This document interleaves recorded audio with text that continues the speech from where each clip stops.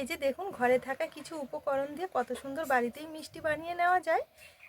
এই মিষ্টিগুলো আপনারা কিন্তু দোকানেও কিনতে পাবেন না, এতটা সুন্দর হয় খেতে আর এতটা নরম তুলতুলে রসালো। বাড়িতে খুব সহজে আপনারা বানিয়ে নিতে পারবেন, খেতে দারুণ লাগে। বাড়িতে থাকা কিছু উপকরণ দিয়ে কোনো রকমের দুধ ছানা বা কিছুই লাগবে না। ছানা ছাড়াও যে এত সুন্দর নরম তুলতুলে মিষ্টি বাড়িতে বানিয়ে নেওয়া যায়, নিজে হাতে একবার তৈরি করে দেখুন, কথা দিচ্ছি আপনাদের অনেক বেশি ভালো লাগবে। কতটা নরম তুলতুলে আর রসালো হয়েছে দেখুন, মুখে দিতেই যেন মিলিয়ে যাবে। নমস্কার বন্ধুরা, নতুন পর্ব দেখার জন্য আপনাদের সকলকে জানাই স্বাগত কাজলি ভিলেজ ফুড রান্নাঘরে। আজকে খুবই সহজভাবে দারুণ একটা রেসিপি বানিয়ে দেখাবো। মিষ্টি জাতীয় কিছু খেতে মন চাইলে ঝটপটভাবে কিন্তু এই মিষ্টিটা বানিয়ে নিতে পারবেন। একদম নরম তুলতুলে আর রসালো হবে, খেতে দারুণ লাগে। আশা করছি আজকের রেসিপিটি আপনাদের কাছে অনেক বেশি ভালো লাগবে। তাহলে চলুন দেখে নেওয়া যাক আজকের মিষ্টি রেসিপি। আমার চ্যানেলে নতুন বন্ধু হয়ে থাকলে সবার আগে চ্যানেলটি সাবস্ক্রাইব করে পাশে থাকার অনুরোধ রইল। আর যারা ফেসবুক পেজ থেকে দেখছেন, পেজটাও অবশ্যই একবার ফলো করবেন। মিষ্টি বানানোর জন্য সবার প্রথমে একটা ডো মেখে নেব। এবারে এই বড় বাটিতে নিয়ে নেব এই ছোট বাটি মেপে 1.5 বাটি ময়দা। এবারে নিয়ে নেব 1.5 বাটি ময়দার জন্য এই বড় চামচটা মেপে 1 চামচ চালের গুঁড়ো। আপনারা চাইলে কিন্তু ভেজা বা শুকনো চালের গুঁড়োটাও নিতে পারেন। এখানে আমি আতপ চালের গুঁড়ো নিয়েছি, তবে শুকনো চালের গুঁড়ো। আর নেব 4 চামচ মেপে 2 চামচের মতো মিল্ক পাউডার। এটা দেওয়ার জন্য মিষ্টিগুলো অনেক বেশি টেস্টি হবে, খেতেও ভালো লাগবে। আর নেব 4 চামচ মেপে ভর্তি 2 চামচ চিনির গুঁড়ো। মিক্সিতে একটু গুঁড়ো করে নিয়েছি। চিনির গুঁড়োটা দেওয়ার কারণে খুব সুন্দর একটা রং আসবে, তাছাড়া মিষ্টিগুলো খেতেও অনেক বেশি ভালো লাগবে। এবারে নিয়ে নেব সামান্য একটু লবণ। আর নেব 4 চামচ মেপে 4 ভাগের 1 ভাগ বেকিং পাউডার। আর নেব বেকিং সোডা, তবে পাউডারের তুলনায় সোডাটা আর একটু কম করে নিতে হবে। এবারে সমস্ত শুকনো উপকরণগুলো খুব ভালো করে একটু মিশিয়ে নেব। এবারে এর মধ্যে নিয়ে নেব সামান্য একটু ভ্যানিলা এসেন্স। ভ্যানিলা এসেন্স যদি হাতের কাছে না থাকে, সেক্ষেত্রে আপনারা চাইলে কিন্তু 2-3টে এলাচের ভেতরের দানাগুলো গুঁড়ো করেও নিতে পারেন। এতে করে খুব সুন্দর একটা সেন্ট হবে, তাছাড়া ফ্লেভারটাও খুব সুন্দর আসবে। এবারে এতে নিয়ে নেব 3-4 চামচের মতো ঘি। এবারে ঘিয়ের সাথে খুব ভালো করে ময়দাটা একটু ময়াম দিয়ে নেব। এখানে যত ভালো করে ঘষে ঘষে ময়াম দেওয়া হবে, মিষ্টিগুলো ততটাই কিন্তু সুন্দর হবে। অবশ্যই একটু ঘিয়ের সাথে ভালো করে ময়াম দিতে হবে। আচ্ছা, এখানে আমি ঘি দিয়ে ময়াম দিচ্ছি, আপনারা চাইলে কিন্তু সাদা তেলটা দিয়েও ময়ামটা দিয়ে নিতে পারবেন। তবে কি মিষ্টি জাতীয় খাবারে একটু ঘি দিলে ফ্লেভারটা সুন্দর আসে, তাছাড়া খেতেও অনেক বেশি ভালো লাগে। চেষ্টা করবেন একটু ঘি দেওয়ার। এই যে দেখুন, এখানে হালকা হাতে ঘষে ঘষে খুব সুন্দরভাবে ময়াম দিয়ে নিয়েছি, আর একদম ঝুরঝুরে হয়ে গেছে। ভালো মতো ময়াম দেওয়া হয়ে গেলে দেখবেন ঠিক এইরকমই হবে। তবু হাত দিয়ে এভাবে একটু চেক করে নিতে হবে। এভাবে এক জায়গায় জড়ো করে চাপ দিলে দেখুন খুব সুন্দরভাবে দলা হয়ে যাচ্ছে। তার মানে খুব ভালো মতো কিন্তু ময়াম দিয়ে নেওয়া হয়ে গেছে। এবারে আমি নিয়ে নেব এখানে যে বাটি মেপে আমি 1.5 বাটি ময়দা নিয়েছিলাম, ঠিক সেই বাটি মেপেই 1.25 বাটি টক দই নিয়েছি। এবার এই টক দইটা দিয়ে খুব ভালো করে একটু মেখে নেব। দইটা আগে আমি ভালো করে একটু ফেটিয়ে নিয়েছি। আচ্ছা, এখানে মেখে নেওয়ার জন্য কিন্তু আমরা কোনো রকমের জল ব্যবহার করব না, শুধুমাত্র এই টক দইটা দিয়ে খুব সুন্দরভাবে মেখে নেব। এখানে 1.5 বাটি ময়দার জন্য আমি 1 বাটি টক দই ব্যবহার করেছি। এই যে দেখুন, 1 বাটি টক দই দিয়েই ডোটা কিন্তু খুব সুন্দরভাবে নরম তাকে মাখা হয়ে গেছে। আর এটা কিন্তু একটু নরম তাকে মেখে নিতে হবে। এখন দেখছেন হাতের মধ্যে চিটচিটে হয়ে লেগে রয়েছে। এটা এইভাবে মেখে কিছুক্ষণের জন্য একটু রেস্টে রেখে দিতে হবে। এতে করে দেখবেন আর যে চিটচিটে ভাবটা রয়েছে, এটা কিন্তু একদমই থাকবে না। এই যে দেখুন, এখানে খুব সুন্দরভাবে মেখে নিয়েছি। আর মেখে নিতে নিতেই দেখুন কতটা সফট হয়ে গেছে। ঠিক এইভাবে একটু মেখে নিতে হবে। এইবারে এটাকে আমি কিছুক্ষণের জন্য একটু থালাতে ঢেকে রেস্টে রেখে দেবো। এতে করে দেখবেন আরও কিন্তু অনেকটা সফট হয়ে যাবে। অবশ্যই একটু ঢেকে রেখে দিতে হবে।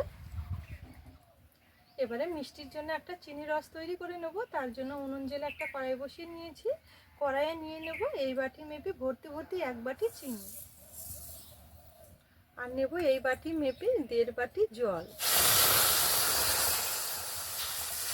এবারে চিনিটা নেড়ে চেড়ে গলিয়ে খুব সুন্দর একটা পাতলা টাইপের চিনি রস তৈরি করে নেব। এবারে চিনির রসের মধ্যে নিয়ে নেব একটুখানি জাফরান কেশর, এতে করে খুব সুন্দর একটা কালার আসবে।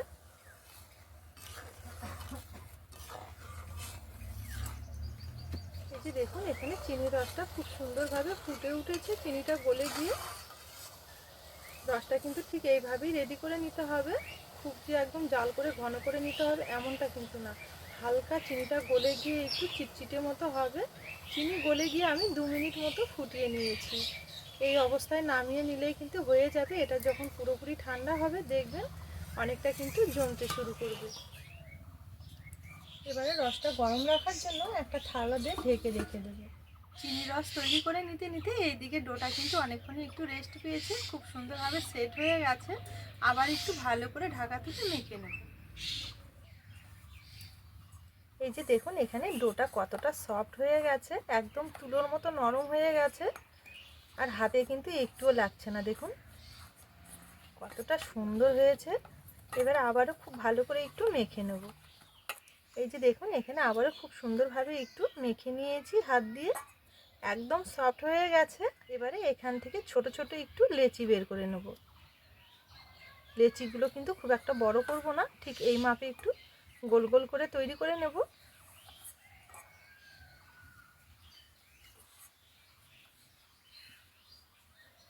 চেষ্টা করতে হবে সমান মাপে লেচিগুলো বের করে নেওয়ার।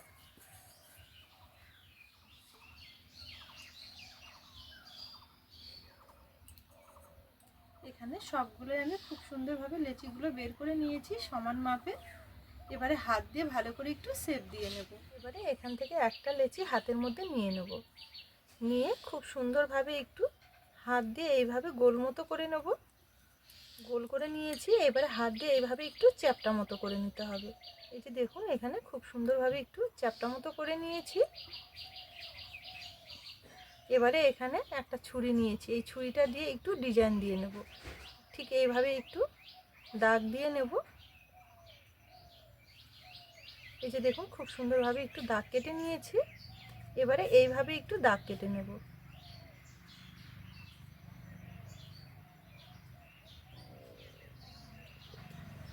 এই যে দেখুন এখানে আমি এইভাবে ডিজাইন দিয়ে নিয়েছি। আপনারা চাইলে কিন্তু যে কোনো পছন্দ মতো ডিজাইন দিয়ে নিতে পারবেন। এবার একটা থালার মধ্যে নিয়ে নেব। আবার একটা নিয়ে এইভাবে একটু চ্যাপ্টা মতো করে নিয়েছি।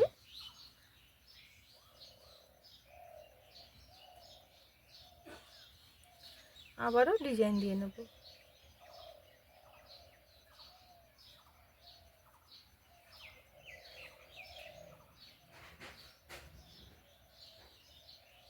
এই যে দেখুন আবার একটা খুব সুন্দরভাবে তৈরি করে নিয়েছি। সবগুলোই প্রথমে এইভাবে তৈরি করে নেব। এই যে দেখুন এখানে সবগুলোই আমি খুব সুন্দরভাবে তৈরি করে নিয়েছি। এবারে চলুন এগুলো ভেজে নেব। ভেজে নেওয়ার জন্য এখানে আবারও একটা কড়াই বসিয়ে নিয়েছি। কড়াইয়ের মধ্যে নিয়ে নেব কিছুটা তেল। মিষ্টিগুলো একটু সাদা তেলে ভেজে নেওয়ার চেষ্টা করবেন, এতে করে খুব সুন্দর। মিষ্টিগুলো ভেজে নেওয়ার জন্য তেলটা কিন্তু খুব বেশি গরম রাখা যাবে না। এই যে দেখুন একটা আঙ্গুল দিয়ে আমি তেলটা দেখিয়ে দিচ্ছি, ঠিক এই রকম একটু গরম তেলে মিষ্টিগুলো ছেড়ে দিতে হবে।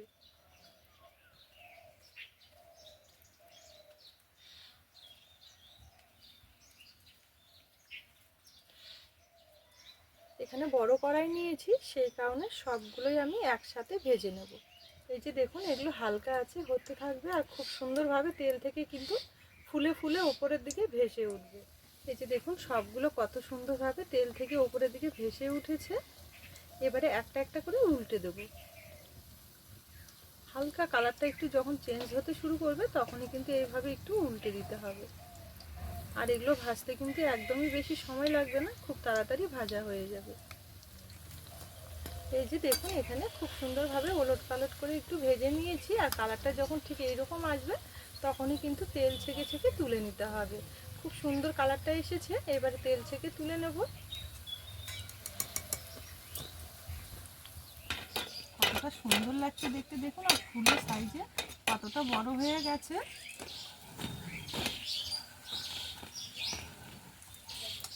আমি কিন্তু অনেক ছোট ছোট তৈরি করে নিয়েছিলাম আর কতটা বড় হয়ে গেছে এখন। আগে যে রসটা তৈরি করে ঢেকে রেখেছি, রসটা কিন্তু হালকা এখনও কুসুম গরম রয়েছে। আর তাছাড়াও এই মিষ্টিগুলো কিন্তু অনেকটাই গরম রয়েছে। এবার এই রসের মধ্যে নিয়ে নেব। রসটা এমন মাপে তৈরি করতে হবে যেন সম্পূর্ণ মিষ্টিগুলো রসের মধ্যে এইভাবে ডোবানো। এবারে ভালো করে একটু নেড়ে চেড়ে রসের মধ্যে রেখে দেবো। এই মিষ্টিগুলোতে কিন্তু রসটা ঢুকতে খুব একটা বেশি সময় লাগবে না, 5 থেকে 7 মিনিটের মধ্যেই দেখবেন অনেকটা কিন্তু রসালো হবে।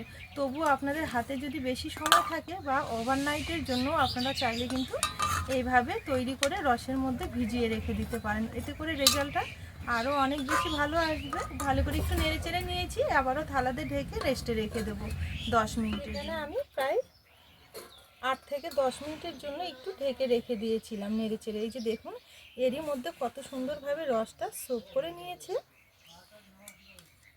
দারুণ হয়েছে দেখতে। দেখুন আমি একটা তুলে আপনাদের দেখাচ্ছি যে কতটা সুন্দর হয়েছে দেখতে। দেখুন এই যে দেখুন কতটা সুন্দর হয়েছে, একদম নরম তুলতুলে আর রসালো হয়েছে। দেখুন এইভাবে একবার মিষ্টি তৈরি করে নিলে আপনারা দোকানেও কিন্তু এই মিষ্টিটা কিনতে পাবেন না, খেতে দারুণ লাগে, একদম নরম তুলতুলে আর রসালো। হাত দিয়ে জোরে প্রেস করাই যাচ্ছে না, দেখুন কতটা নরম হয়েছে। এবার সবগুলো আমি একটা থালার মধ্যে তুলে নেব। এই যে দেখুন প্রত্যেকটা কতটা নরম হয়েছে। এই যে দেখুন এখানে সবগুলোই আমি খুব সুন্দরভাবে একটা থালার মধ্যে তুলে নিয়েছি আর কতটা সুন্দর লাগছে দেখতে। দেখুন দারুণ হয়েছে কিন্তু এই রেসিপিটি। আপনারা একবার হলো এই রেসিপিটা বাড়িতে ট্রাই করতে পারেন, আশা করছি আপনাদের অনেক বেশি ভালো লাগবে। তাহলে বন্ধুরা আজকের এই নতুনভাবে নতুন স্বাদে মিষ্টি রেসিপি আপনাদের কেমন লেগেছে অবশ্যই কিন্তু কমেন্ট করে জানাবেন। আর রেসিপি ভালো লেগে থাকলে চ্যানেলটি সবসময়ের জন্য ফলো করে পাশে থাকবেন। আজকের জন্য রেসিপি এখানেই শেষ করলাম। আপনারা ভালো থাকবেন, সুস্থ থাকবেন, দেখা হবে পরের রেসিপির সাথে।